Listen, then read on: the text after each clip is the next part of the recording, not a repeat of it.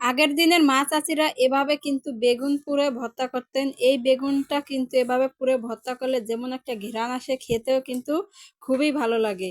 বেগুন পোড়া ভর্তা করার জন্য আমি এখানে এরকম মোটা সাইজের একটা মিডিয়াম বেগুন নিয়েছি। এই বেগুনটা কিন্তু আমি আগেই ধুয়ে পরিষ্কার করে পানিটা গা থেকে একদম ঝরিয়ে নিয়েছি। এরপরে এরকম একটা ছুরির সাহায্যে আমি বেগুনটা এরকম একটু ফালি দিয়ে নিয়ে এর ভেতরে আমি এরকম করে কাঁচামরিচগুলো ঢুকিয়ে দিচ্ছি। এর সাথে কিছু আমি রসুনের কোয়াও দিয়ে এরকম করে বেগুনের গায়ের ভিতর আটকে দিচ্ছি।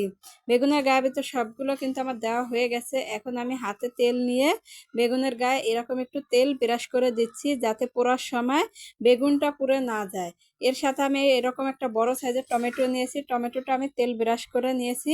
এখন আমি বেগুনটা সরাসরি চুলার উপর একটা স্ট্যান্ড বসিয়ে স্ট্যান্ডের উপর বেগুন দিয়ে দিলাম, এর সাথে আমি টমেটোটাও দিয়ে দিচ্ছি। এই সময় চুলার জালটা মাঝারি টু লো হিটে রেখে কিন্তু এই বেগুনটা পুড়ে নিতে হবে।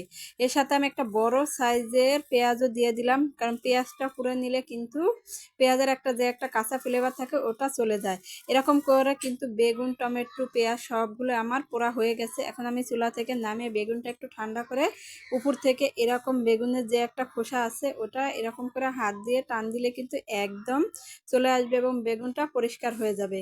বেগুনটা পরিষ্কার করে নেওয়া হয়ে গেছে। এখন আমি পেঁয়াজটা উপরে খোসাটা এরকম করে ছাড়িয়ে নিচ্ছি। পেঁয়াজের ভেতরটা কিন্তু একদম পুরোপুরিভাবে সেদ্ধ হয়েছে। টমেটোর উপরে খোসাটা আমি এরকম করে হাত দিয়ে ছাড়িয়ে নিচ্ছি। এরপরে পেঁয়াজটা আমি একটু কুচিয়ে নিয়েছি। এরপরে আমি এখানে কাঁচামরিচ আর কিছু শুকনো মরিচের সাথে লবণ দিয়ে হাত দিয়ে ভালো করে এরকম একটু চটকিয়ে নিচ্ছি। এরকম করে চটকিয়ে নেওয়া হয়ে গেছে। এর সাথে রসুনের কোয়াগুলো আমি চটকিয়ে নিচ্ছি। এরপরে টমেটোটা, বেগুনটা এরকম করে গলিয়ে নিচ্ছি।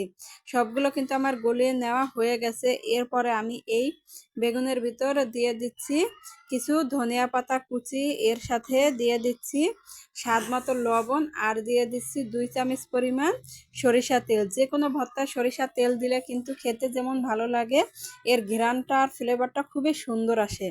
এখন আমার কিন্তু হাত দিয়ে ভর্তাটা করে নেওয়া হয়ে গেছে। এই ভর্তাটা কিন্তু গরম ভাতের সাথে খেতে অসম্ভব মজার হয়ে থাকে। যারা এরকম ভর্তা খেতে পছন্দ করেন, আশা করছি রেসিপিটা তাদের কাছে ভালো লাগে।